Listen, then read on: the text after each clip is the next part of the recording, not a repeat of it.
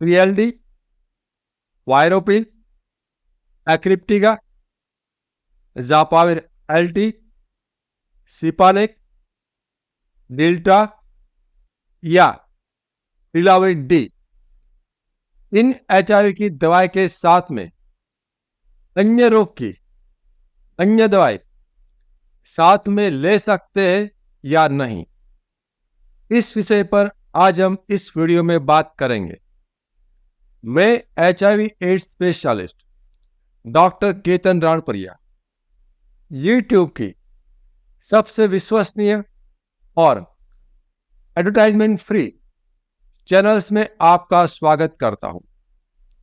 हमारा मिशन है HIV positive लोगों को स्वस्थ और संपूर्ण जीवन देना, और हमारा विजन है श्रेष्ठ इलाज के साथ HIV और एड्स के बारे में पर्याप्त समझ देना। तो आज का इस वीडियो स्टार्ट करते हैं। तो क्या ये दवाई जो मैंने सातों दवाई का नाम बोला है वो सब एक ही है, सिर्फ उसका ब्रांड नेम या तो कंपनी अलग है? तो ये TLD दवाई प्रेगनेंसी यानी कि सगर्भावस्था में ले सकते हैं या नहीं ले सकते? क्या ये TLD दवाई प्रेगनेंसी यानी कि सगर्भावस्था में लेना सुरक्षित है या नहीं? तो याद रखिए, आज तक के रिसर्च ने यह साबित कर दिया है कि इस TLD दवाई को प्रेगनेंसी या सगर्भावस्था में आप ले सकते हो, और इसको लेने के कारण ना तो मां को और ना तो आने वाले बच्चे को कोई नुकसान है। और इस दवाई को नियमित रूप से लेने से मां से बच्चे में HIV होने की संभावना 0 के नजदीक कर सकते हैं। क्या डायबिटीज के बीमारी में इस्तेमाल होने वाली दवाई के साथ में इन दवाई TLD, वायरोपिल, जापाविर LT, एक्रिप्टिका, सिपानेक, डेल्टा या रिलाविड डी का इस्तेमाल कर सकते हैं या नहीं कर सकते? तो यदि जिन लोगों को डायबिटीज है और उसको मेटफॉर्मिन के अलावा किसी भी किस्म की दवाई चालू है, तो उसमें इन दवाई का प्रयोग कर सकते हैं। लेकिन जिन लोगों की मेटफॉर्मिन नाम की दवाई चालू है, तो ये मेटफॉर्मिन दवाई की मात्रा TLD के कारण खून में बढ़ सकती है, तो उसके कारण शुगर में कमी आ सकती है। तो इसलिए TLD के साथ में मेटफॉर्मिन नाम की दवाई का डोज कम करने की जरूरत पैदा हो सकती है। और याद रखिए, यदि आपका TLD के साथ में मेटफॉर्मिन की दवाई चालू है, तो मेटफॉर्मिन का डोज एक दिन का कुल डोज 1000 mg यानी कि 1 ग्राम से ज्यादा नहीं होना चाहिए। यदि आपका मेटफॉर्मिन की दवाई का एक दिन का कुल डोज 1000 मिलीग्राम से ज्यादा है, तो आपको आपके डायबिटीज के डॉक्टर से इस विषय पर चर्चा कर आपका मेटफॉर्मिन का डोज कम करने की आवश्यकता है। और शुरू में जब मेटफॉर्मिन और TLD दोनों साथ में चलती है, तब ब्लड शुगर का मॉनिटरिंग ज्यादा बार करने की जरूरत होती है। बहुत ही कॉमन इस्तेमाल होने वाली दवाई जैसे कि एसिडिटी की दवाई और गैस की दवाई, जिसके अंदर एल्यूमिनियम, मैग्नीशियम और सुक्रालोफेट कंटेंट है, या कैल्शियम की दवाई और विटामिन जैसे कि आयरन और जिंक की दवाएं।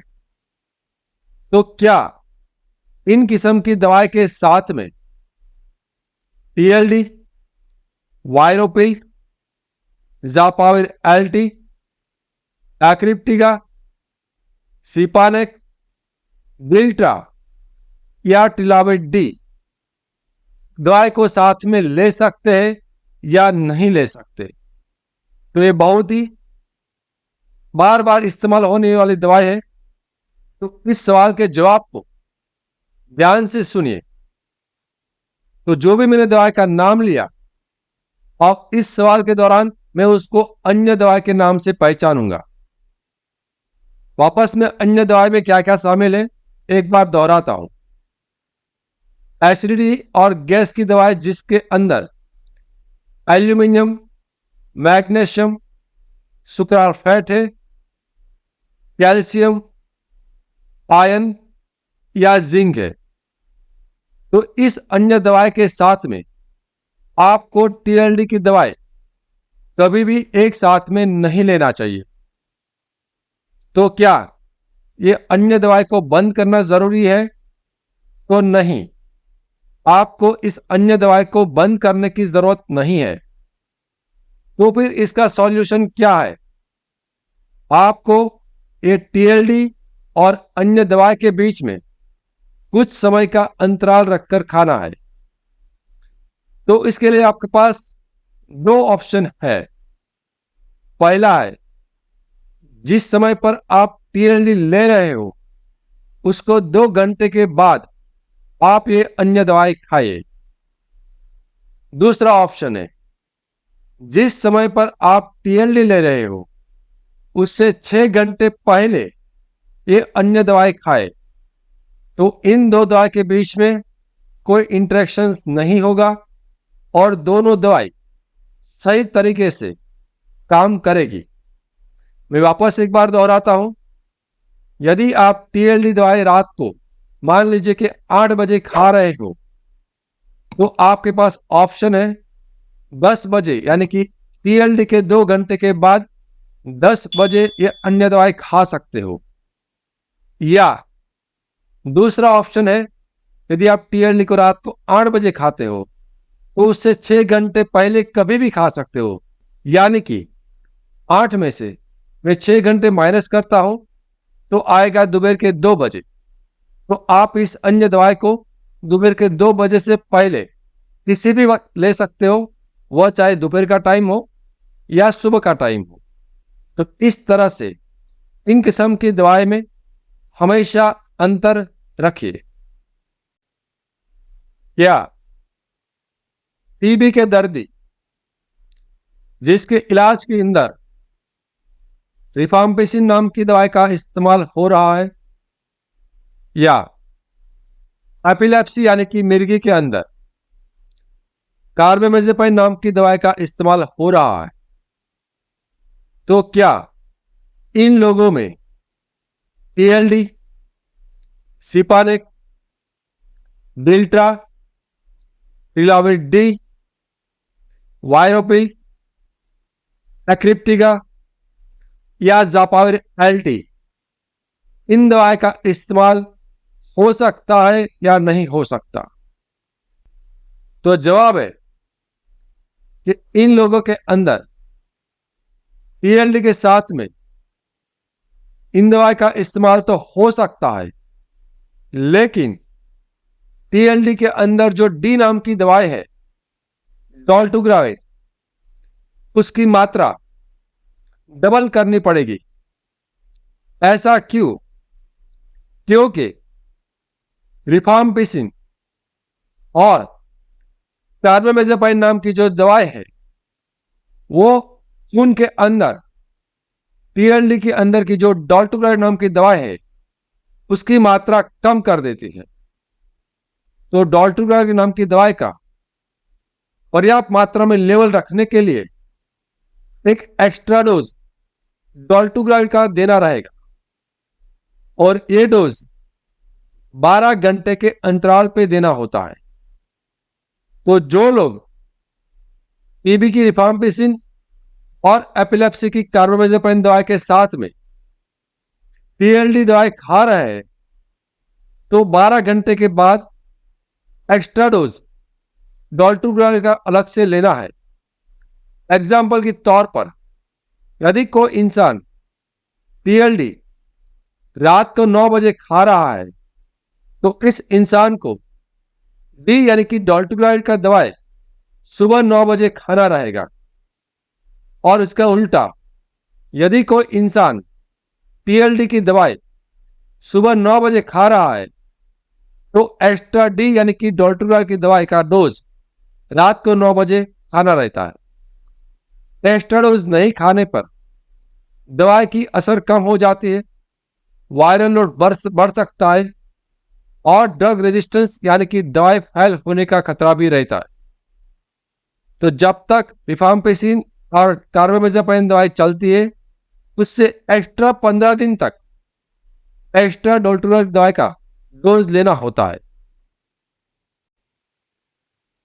जिन लोगों को एचआईवी के साथ में हेपेटाइटिस बी की बीमारी भी है, उसका हेपेटाइटिस बी का रिपोर्ट भी पॉजिटिव है, तो उन लोगों को टीएलडी लेनी चाहिए।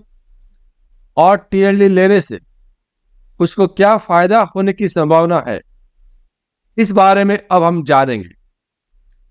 तो टीएलडी के अंदर जो 3 किस्म की दवाई है, टेनोफोविर, लैमिवोडिन एंड डॉल्टुग्राविल, तो उनमें से 2 दवाई हेपेटाइटिस बी के सामने भी काम करती है और ये 2 दवाई है टेनोफोविर और लैमिवोडिन। तो जिन लोगों को हेपेटाइटिस बी और एचआईवी है तो उन लोगों को हेपेटाइटिस बी के लिए अतिरिक्त किसी भी किस्म का इलाज कराने की जरूरत नहीं है। यदि वो इंसान टीएलडी ले रहा है तो एक गोली दोनों किस्म की बीमारी में काम करेगी, दोनों किस्म की बीमारी को कंट्रोल करेगी और एचआईवी और हेपेटाइटिस बी का वायरल लोड कम होगा। लेकिन इसमें एक सावधानी यह बरतना है कि यदि किसी कारण से आपको हेपेटाइटिस बी और एचआईवी है और टीएलडी दवाई आपको बंद करना है तो आपको अतिरिक्त से कोई एक और दवाई जोड़ना होगा इलाज में जो हेपेटाइटिस बी के सामने काम करती हो। तो इसलिए टीएलडी एक hepatitis B plus HIV patient के लिए एक वरदान के माफक है कि एक ही गोली से दोनों किस्म की बीमारी कंट्रोल हो सकती है। मैं HIV AIDS specialist doctor Ketan Ranpariya पिछले 17 सालों में 12,000 से भी अधिक पेशेंट का कंसल्टेशन कर चुका हूं। यह चैनल एचआईवी के एक्सपर्ट डॉक्टर द्वारा संचालित है और यहां पर जानकारी विज्ञान के आधार पर दी जाती है। लेकिन याद रखिए, समय के साथ विज्ञान बदल सकता है। यहां पर कही गई बातें एक आम जानकारी के लिए है। कभी भी किसी भी किस्म की जानकारी को अपने जीवन में लागू करने से पहले एचआईवी एड्स स्पेशलिस्ट डॉक्टर से व्यक्तिगत रूप से राय लेना अत्यंत आवश्यक है।